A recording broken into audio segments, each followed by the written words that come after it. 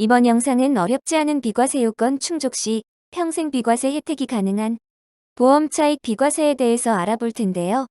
저축성 보험 보험 차익 비과세 요건과 종신보험 비과세 내용, 그리고 계약자 변경을 통해 자녀에게 비과세 통장 물려주기 등 관련 내용 종합 정리하였습니다. 배우자와 자녀 각각 비과세 혜택 가능하므로 이 영상이 그 준비에 도움되면 좋겠습니다.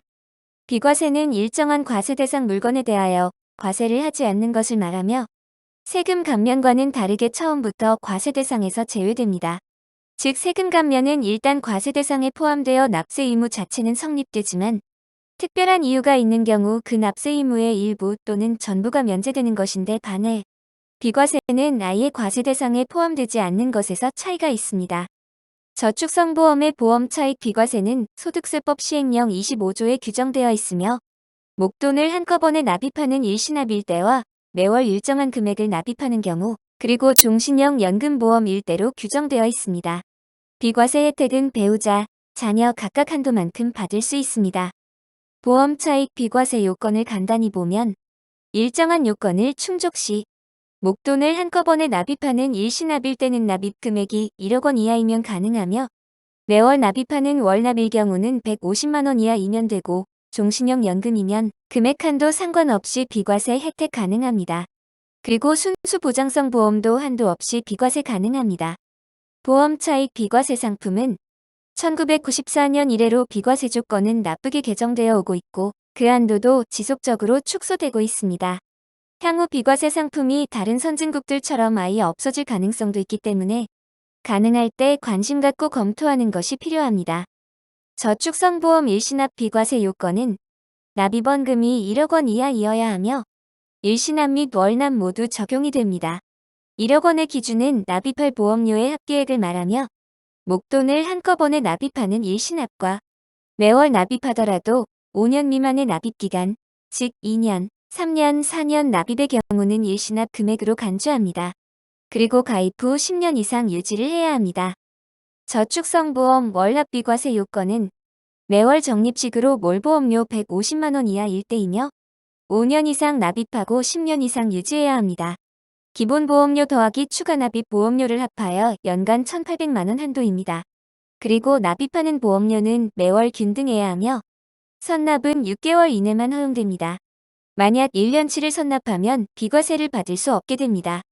종신형 연금보험 비과세 요건은 연금 개시를 만 55세 이후에 해야 하며 연금 이외의 다른 형태로 지급받아서는 안 되고 사망 시에는 계약 및 연금 재원이 소멸되어야 합니다.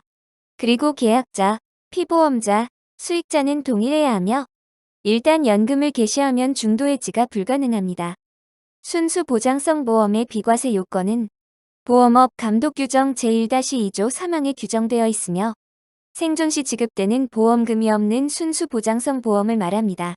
일반적으로 종신보험은 기본적으로 생존 시 지급되는 보험금이 없으므로 순수보장성 보험에 해당되어 한도 없는 비과세 혜택이 가능합니다. 종신보험 중에 생존 시 지급되는 보험금이 있는 그 밖의 보장성 보험은 비과세 혜택이 없습니다. 즉 보험금 차익이 발생하고 상품에 저축 기능이 있다면 과세이며 저축 목적 보험료가 없다 해도 중도급 부금이 있다면 저축 기능 있는 곳으로 보아서 역시 과세됩니다. 그리하여 중도급 부형 종신보험, 연금타는 종신보험과 종신보험의 연금 및 적립기능 전환을 하게 되면 과세 대상이 됩니다. 종신보험의 중도급 부형 가입이나 연금선 지급 기능을 활용하게 되면 이 경우 저축성보험, 월납입일 때의 납입 한도인 150만 원 한도가 적용됩니다. 잠깐 대한민국 금융상품 과세 현황을 간단히 살펴보면 은행의 예금과 적금, 그리고 증권사의 CMA, ELF, ELS에는 이자소득세 15.4%로 적용되고 이자가 2천만 원 이상이면 금융소득 종합과세되어 최고 46.2%까지 세율 적용됩니다. 해외펀드의 배당 시는 배당소득세 15.4% 적용되고 배당액이 2천만 원 이상이면 역시 금융소득 종합과세됩니다. ISA 계좌는 비과세이지만 이자가 200만 원을 넘으면 분리과세 9.9% 적용되며 연간 납입 한도는 2천만 원입니다. 보험은 금융상품 중 유일하게 관련세법 충족 시 무제한 비과세 가능합니다.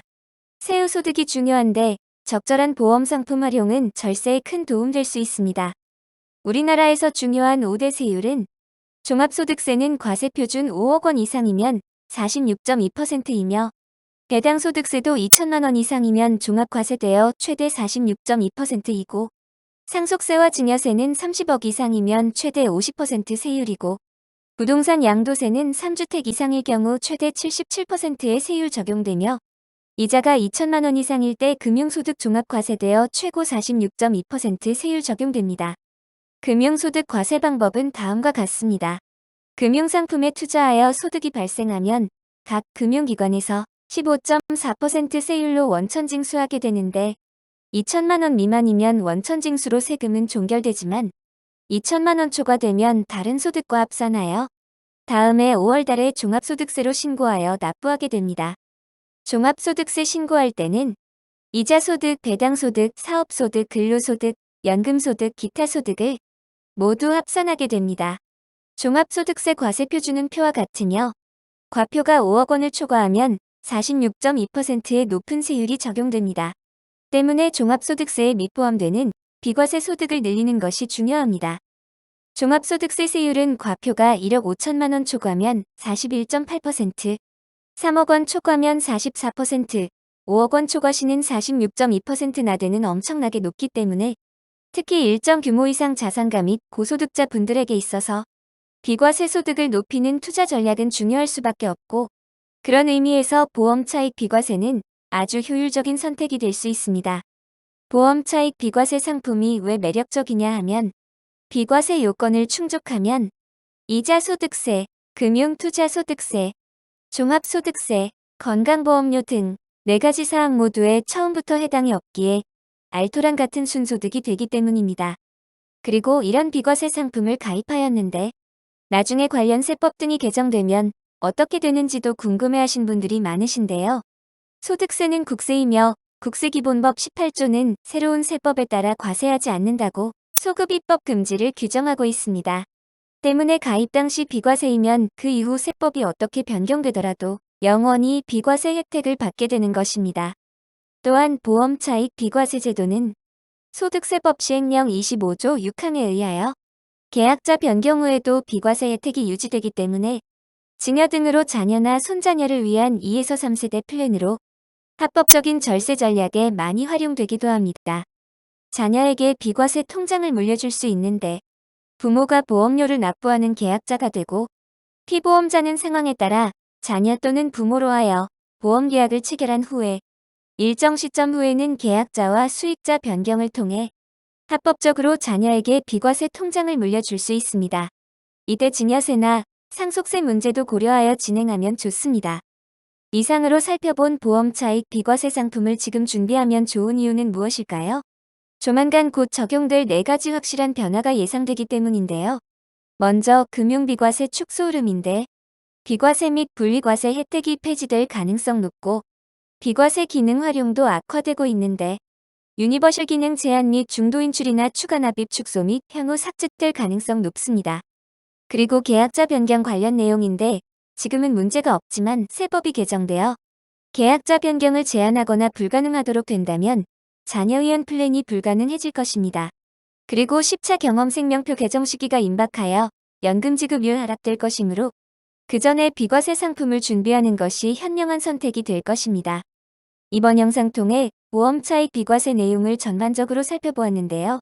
배우자, 자녀 모두 각각 비과세 계좌를 만들 수 있기에 한도액만큼 비과세 계좌를 준비하면 어떨까요?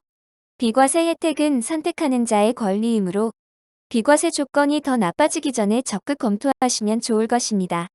이상으로 영상을 마치겠습니다. 끝까지 시청해주셔서 감사드리며 좋아요, 구독, 댓글은 언제나 제게 큰 힘이 됩니다. 더 좋은 영상으로 뵙겠습니다. 늘 건승하십시오.